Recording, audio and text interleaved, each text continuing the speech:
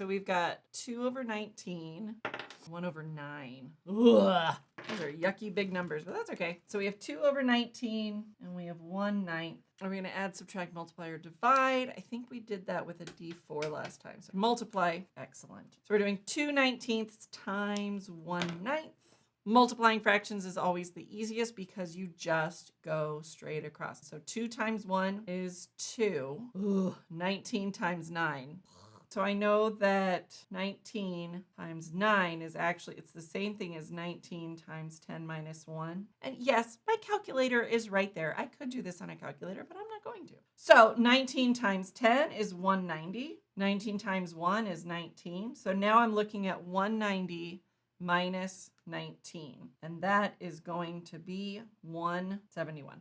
So I've got 2 over 171 is my answer. Can't simplify that. Yeah, I don't have enough fingers for 19 times 9 either. And I know that like this 19 times 9, this way of doing it is not always everybody's favorite. So I could go a little bit old school and do 19 times 9, right? So I do 9 times 9 is 81. So I put the 1 down here, carry the 8. 9 times 1 is 9, plus 8 is 17, and I get 171. Either way works. Neither way is wrong. It all works. Right? So just because you're doing this way doesn't mean that this way is wrong. It's just different.